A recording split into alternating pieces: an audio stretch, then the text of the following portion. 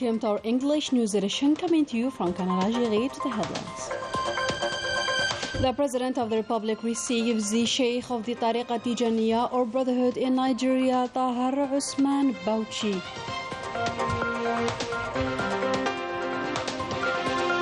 The President of the Republic receives the U.S. Undersecretary of State for Arms Control and International Security, Bonnie Denise Jenkins. The Army General Said Shingriha, Chief of Staff of the People's National Army, pays a working and inspection visit to units belonging to the 4th Military Region.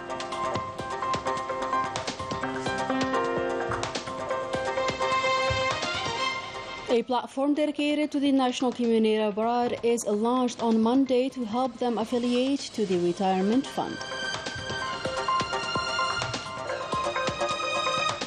And social unrest keeps going high in Morocco, with further demonstrations in several cities to denounce the harsh living conditions.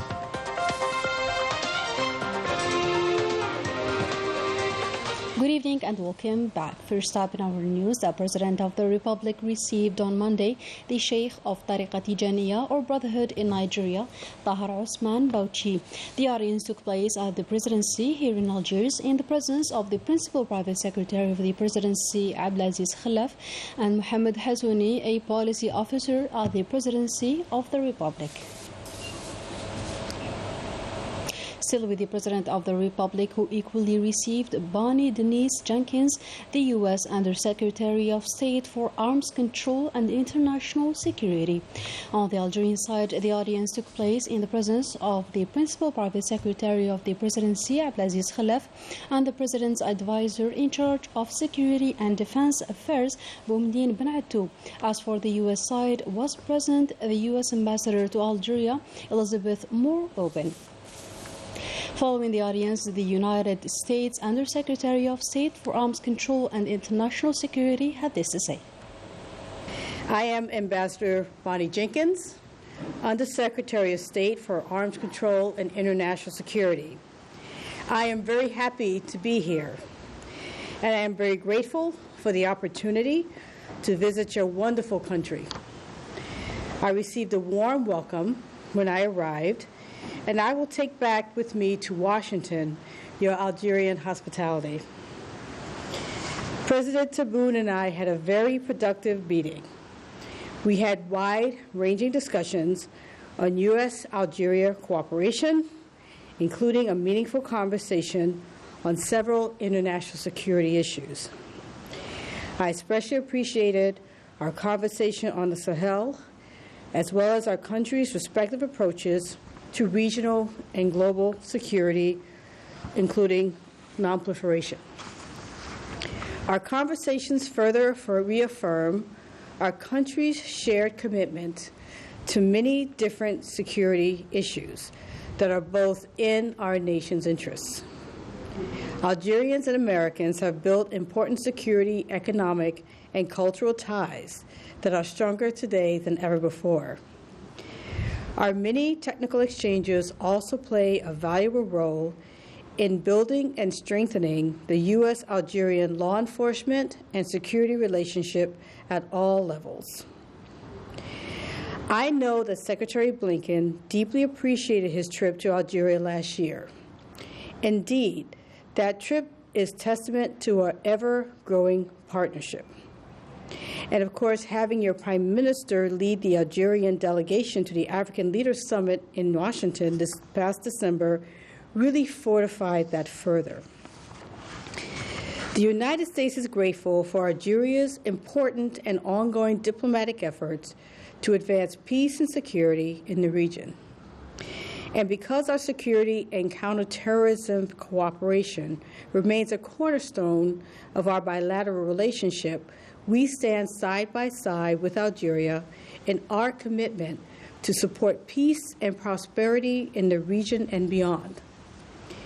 It is critical that we continue these high-level exchanges to learn from one another and strengthen our respective defense capabilities. Moreover, our partnership is also playing a key economic role where U.S. companies are seeking investment in Algeria. American companies are already here in Algeria, creating jobs across a wide range of sectors.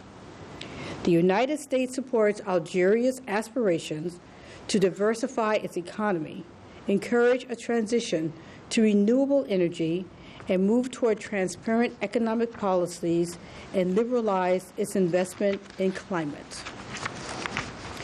I look forward to more opportunities like this to engage with Algeria. And once again, I want to thank you all for the warm welcome that my team and I have felt since we arrived. Thank you very much. The policy of the President of the Republic revolves around the citizen and the interest he grants through his commitments, his actions, and his words, as it is the case in his speech to the participants at the Agricultural Conference on February 28th, a speech that he ended with a statement denoting a rigorous follow-up of all files with the smallest details. Story by Ines Clio. I took up the details out of law for agriculture, as I'm personally a fan of agriculture. This was the announcement made by the President of the Republic in his speech to the participants in the National Agriculture Conference held on February 28th at the Palace of Nations. The statement denotes a rigorous follow-up of all the files by the President of the Republic. The sector has moreover achieved a notable development in 3 years, with a contribution of 14.7% to the gross domestic products. Algerians inside and outside the country are now accustomed with a president who is a convincing speaker and who is interested in his speeches with a particular interest that he grants all the details, emanating from his deep awareness of the responsibility placed in his person by people when they elected him on December 12th, 2019, an attention motivated by the interest attached to him as the guarantor of the citizens' well-being through his actions and absolute priority. The President of the Republic thus works tirelessly and relentlessly with dedicated statesmen not to undermine the trust that constitutes his capital, which explains his interest everything that concerns citizens. These periodic meetings with representatives of the national press are intended to be an example of his permanent concern for details, especially when the details in question concern purchasing power, workers' salaries, young people's projects in particular, and the concerns of social partners and economic operators. Its orientations and directives aim at correcting, catching up, and sometimes adjusting certain policies of the leaders and managers so that it can be in line with the citizens' demands and its 54 commitments, a cornerstone of the process of continuous edification of the new Algeria. No fringe of society is left out. Those succeeded, innovate, or accomplish feats and achievements. This was the case during the ceremony meant to honor the civil defense agents, the elements of the Air Force and Red Crescent, who were awarded the Al-Ashir National Merit Order, an initiative never undertaken by a president before. The President of the Republic's attachment to the details of these guidelines and speeches, and even his congratulations and condolences on social networks, are in fact a signal from the attentive observer that he is of what is happening in all sectors, and a message to reassure Algerians that they have a president who is extremely aware, even if some people are trying to hide this reality for unclear and unknown reasons. And to take stock of the 2022-2023 Readiness Combat Program across the different military regions, the Army General Said Chingari Haji, Chief of Staff of the People's National Army, carried out a working and inspection visit to the units belonging to the 4th Military Region. Melissa Kubash has more to say.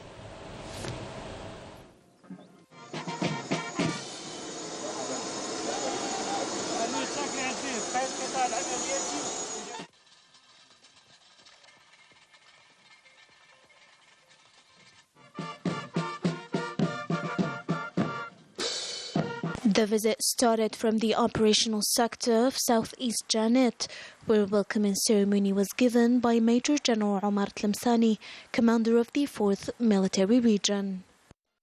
Army General then held a meeting with the executives and staff of the operational sector during which he delivered a keynote speech, followed by a video conference by all staff of the 4th Military Region. ولا يفوتني ونحن نعيش نفحات شهر مارس الذي استحق فعلا بأن يكن بشهر الشهداء.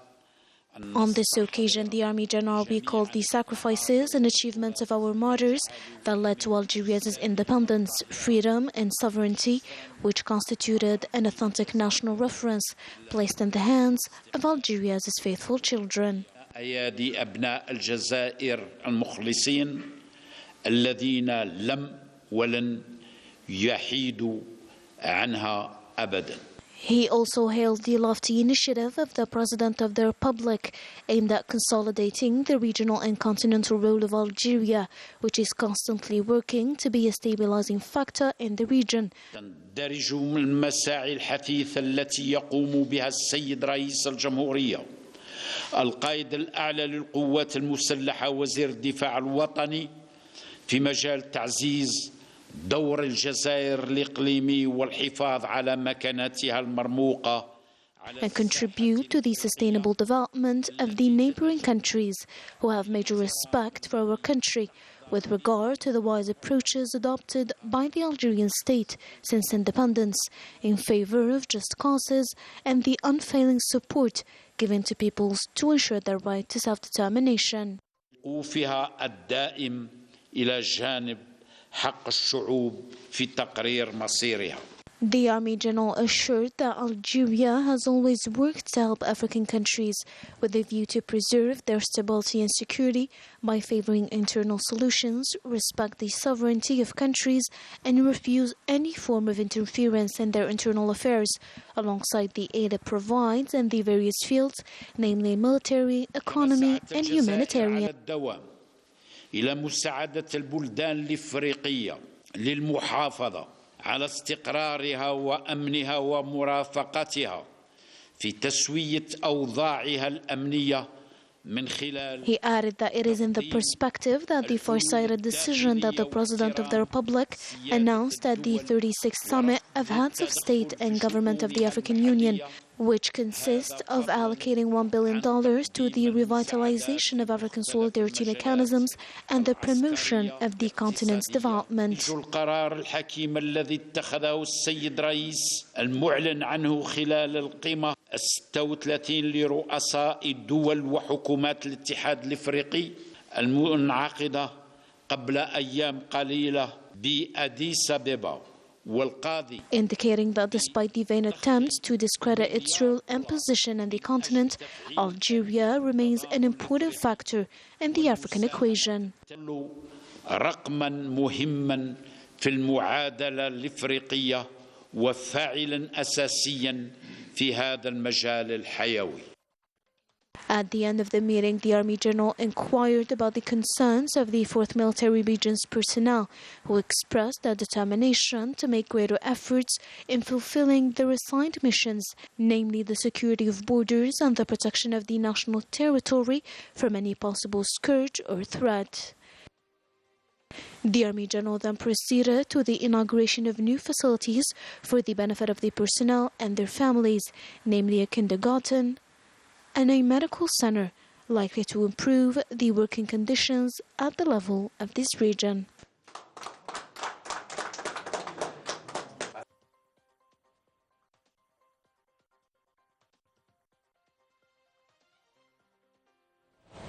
In a different context, a platform dedicated to the voluntary membership to retirement allowance system launched on Monday. The registrations are now possible for the Algerian community established abroad. Further details with Najah Tayar. Today, Algerians residing abroad can voluntarily register at the National Pension Fund. Registration is done via the electronic portal, which came into service on March 6th.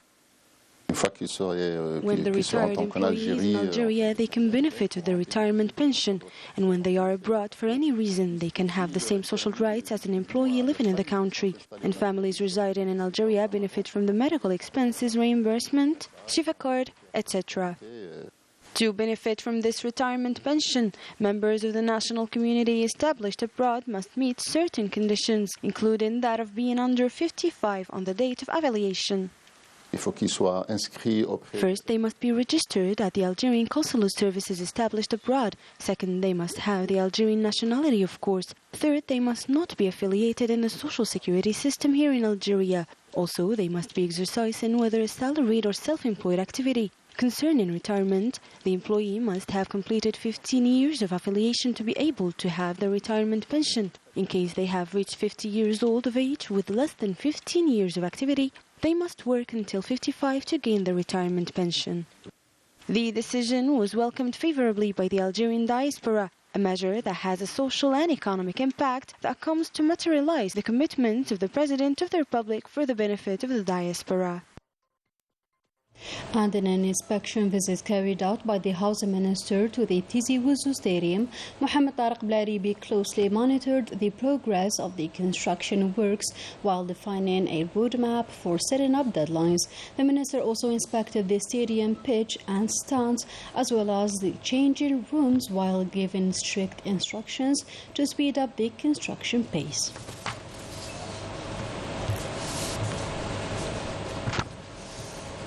In a different activity, the Energy Minister Mohamed Arqab took part in the 41st edition of the Energy Conference being held until the 10th of March in Houston in the United States. During his visit, Arqab will also have a series of meetings with counterparts and executives of the different big international energy companies and will partake in several panels focusing on energy in general and energy in Africa in particular, as well as energetic transition. The revival of the Green Dam project and its importance were both tackled during the National Agricultural Meeting. A new strategy was adopted in 2020 for the rehabilitation of this highly important project. Najah Tayyar tells us more. It is a mega agroecological project with an economic impact on which Algeria is betting. The Green Dam, launched in the 1970s, is gaining momentum after years of lethargy. Its relaunch in 2020 due to the instructions of the President of the Republic responds to the socio-economic imperative. We have made a national plan for the rehabilitation, extension and development of the Green Dam. We have made a plan of activities till 2030. We received the first financial package estimated at 10 billion dinars to implement the first part of the Green Dam project. The objective of this large-scale project is to fight desertification and to preserve the forest cover.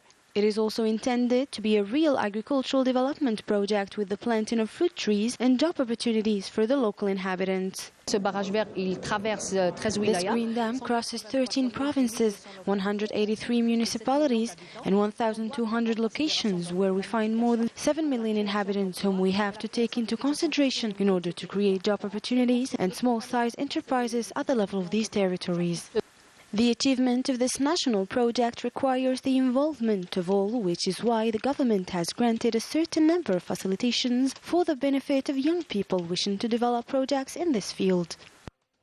As part of the continuous provocative attempts aiming to hide the miserable reality endured by the Moroccan people, and in another maneuver which reflects the hostility deeply instilled in the Moroccan decision makers towards Algeria, an unprofessional propaganda file was broadcast by the media close to the officialdom in Rabat, which are also known for the hostility they bear for Algeria.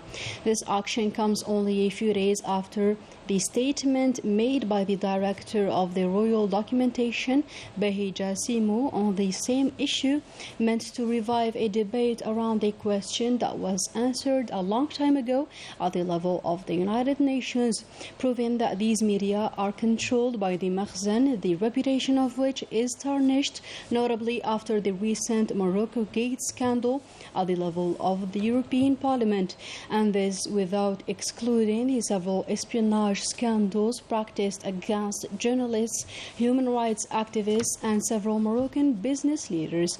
This regime, which is constantly busy stirring up propaganda while turning a deaf ear to the legitimate grievances of its population.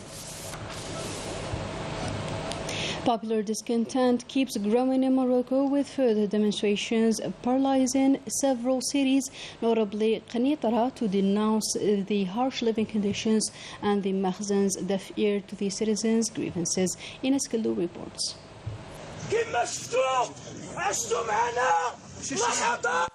In recent months, almost all Moroccan cities have been the scene of mass demonstrations, as in Qanitara, where thousands were there to respond to the call of the Moroccan Social Front by taking to the streets in the early hours of the day to voice their fed-up with the extreme poverty in which they have been plunged for years, as well as the alarming rise in the prices of many food products. Demonstrators criticized the absence of concrete measures by the government in place to alleviate the suffering of Moroccan families.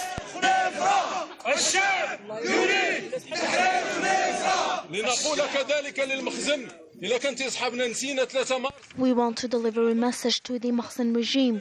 If you think that we have forgotten what happened on March 3rd, then you are mistaken. We will never forget that day. Those who were executed are our sons and the sons of the people. The policies of the Makhzen regime are increasingly being condemned. A regime proved once again its inability to ensure a decent life for Moroccans. We are living in a country where there is no freedom of speech, without mentioning the harsh living conditions that the Moroccan people face, from the higher prices of basic products to the lack of job opportunities.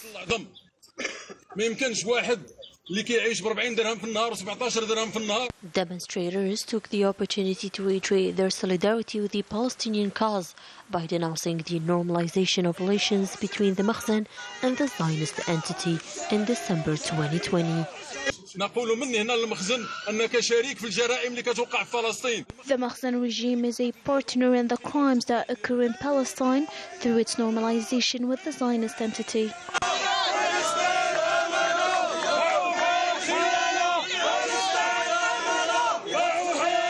Faced with its disastrous situation, the Moroccan Social Front, an alliance of the parties, trade unions and associations, have called for the continuation of struggle against the Makhzen regime, with marches and protests throughout the kingdom to denounce the alarming and unprecedented rise in the prices of staples, as well as the stifling of freedoms and the spread of repression in all its shapes and forms. Still in Morocco, always jolted by further revelations involving more and more the Makhzen regime in corruption and bribery. More insights with our reporter Melissa Gobash.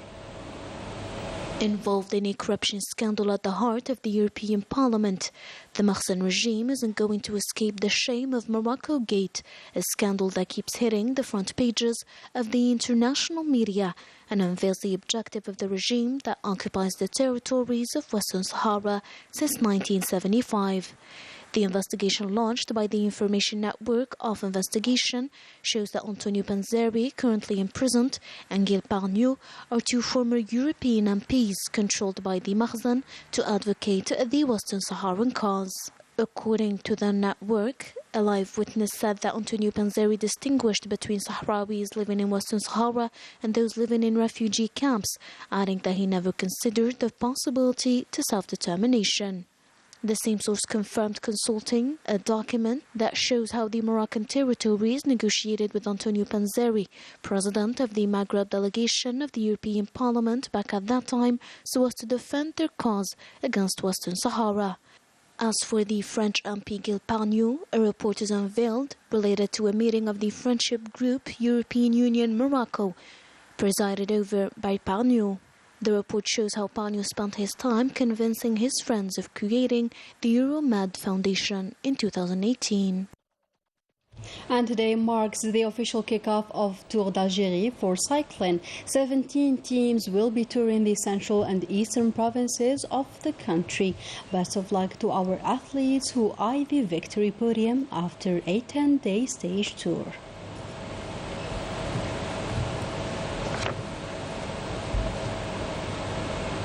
And with that, we wrap up our today's edition. Thank you for tuning in and goodbye.